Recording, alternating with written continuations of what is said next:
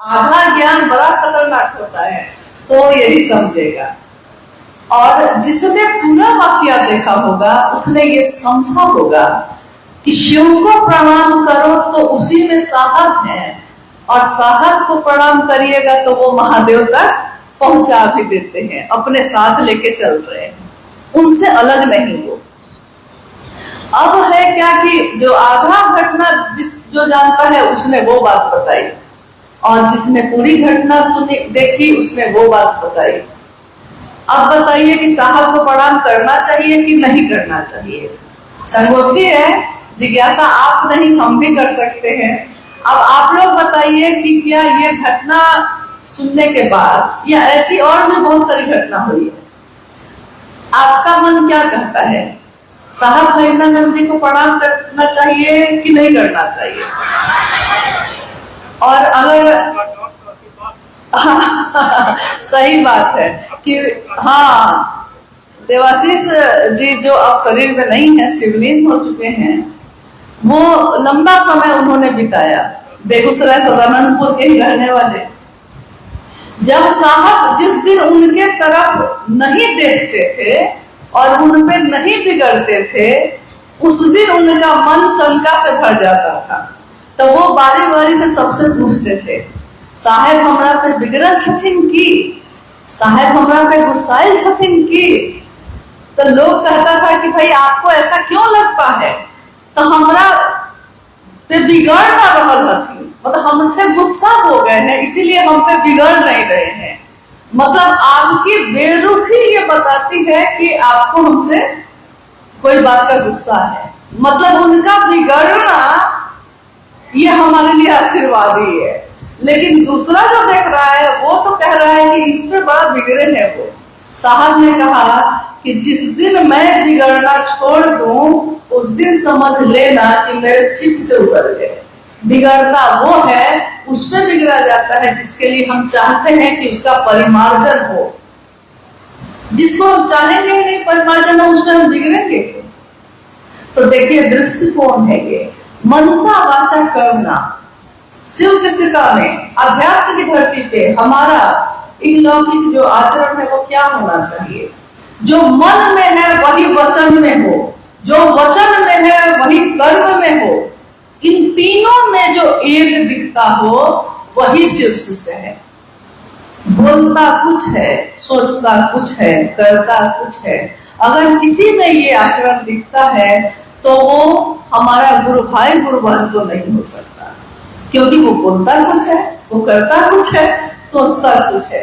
और शिव का शिष्य बोलेगा भी तो सामने दीवार पे लिखी है, बनो तो शिव, रहो तो शिव और जियो तो शिव। यानी उसके हर पल में एक ही बात रहे, बदलेगा नहीं।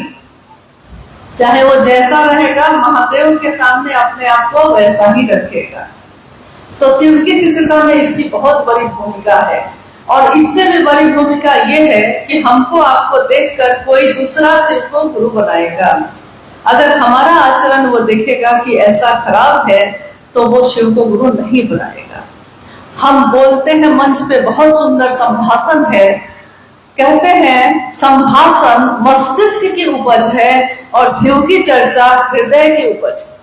हृदय में जो बोलते हैं, लोग कहते हैं साहब अब नहीं, हर समय साहब ध्यान में, सपने में, इंप्रेशन में, ये हमेशा कुछ ना कुछ ऐसा उनकी बात आती है जो हम लोग को सिखाती है।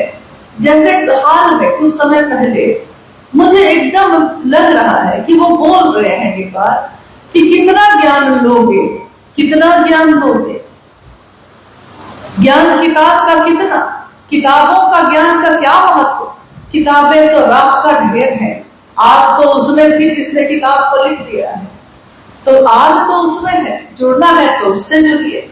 किताबें थोड़ी समझ दे सकती हैं, हमारे सोचने का तरीका बदल सकती हैं, लेकिन आग तो पैदा होती उसी से जिसने उसको लिखा है, उससे जुड़ाव होगा तभी ना होगा ऐसा।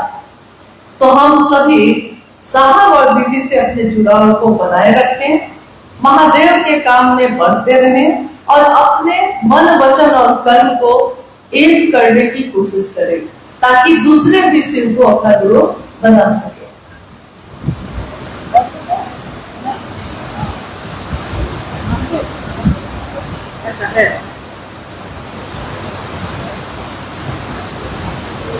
एक जिज्ञासा है कि पति को गुरु भाई क्यों कहते हैं और पत्नी को भी गुरु बहन क्यों कहते हैं? ये तो ठीक है, साथ ही साथ बेटा या बेटी को भी गुरु भाई गुरु बहन बोलना पड़ता है, ये क्या ठीक है? देखिए, घर में मत बोलिए भाई घर में पति को पति बोलिए लेकिन क्योंकि ये एक गुरु और शिष्य परंपरा में जब गुरु एक होते हैं तो उस गुरु को मानने वाले लोग शिव शिष्यता में आपस में शिव शिष्य के नाते, मतलब ये वाला भाई बहन आप जो समझ रहे हैं कि जो राखी बांधते हैं हम, या सांसारिक जो है एक माँ से पैदा हुए, तो उसमें और इसमें थोड़ा अंतर है। इसमें ज्ञान के लिए हम अपने को शिष्य बनाते हैं और गुरु मानते हैं। तो गुरु शिष्य परंपरा में प्राचीन समय से ये चलता आया है कि अगर गुरु कोई होंगे, शिष्य होगा, तो आपस में गुरु भाई गुरु बहन होंगे। जैसे अभी कल हम लोग बात कर रहे थे कि एक बच्ची मैट्रिक का परीक्षा दे रही थी, तो वो पढ़ना नहीं चाहती थी। अंत में उसकी माँ ने एक उपाय निकाला। उसने अपनी बच्ची से कहा कि मैंने भी मैट्रिक पास नहीं किया था, शादी हो गई, बच्चे हो गए, पढ़ने का बहुत मन था कि बेटी मेरा मन करता है कि हम भी मैट्रिक का परीक्षा दें, चलो हम दोनों मिलके परीक्षा देते हैं। अब जब परीक्षा दीजिएगा, पढ़ाई कीजिएगा, तो क्लास में जब वो माँ बेटी जाएगी तो मास्टर के लिए तो माँ भी विद्यार्थी, बेटी भी विद्यार्थी, दोनों आपस में तो एक ही क्लास के हो गए ना, एक कक्षा के हो गए। घर में माँ बेटी हैं तो घर में भाई पति पत्नी ही बने रहिए, है ना, माँ बेटी बने रहिए। लेकिन एक ही साथ हमारे एक ही जो हमारा अस्तित्व है उसका अनेक रूप है। एक ही माँ, एक ही महिला एक समय में पत्नी भी है, बेटी भी है, माँ भी है, बहू भी है, चाची नानी काकी, अनेक रूप हैं एक ही समय। उन अनेक रूपों में वो गुरु बहन भी है, वो भी एक रूप है, वो भी एक रूप है। गुरु भाई होने के नाते शिव शिष्यता में आपने देखा होगा कि कभी भी शिव चर्चाओं में हम लोगों ने भी साहब को हमेशा संबोधित किया हमारे वरेण्य गुरु भ्राता, यानी शिव शिष्यता में वो हमारे वरेण्य गुरु भ्राता ही रहेंगे।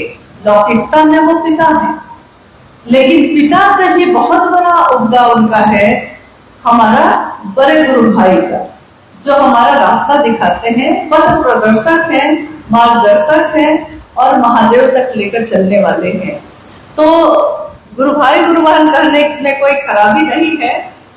अगर इसमें कोई दिक्कत हो रही है तो आप इसको अपने मन से निकाल दीजिए, ऐसी कोई बात नहीं है। ये गुरु शिष्य परंपरा के कारण मतलब इस भाषा का प्रयोग होता है।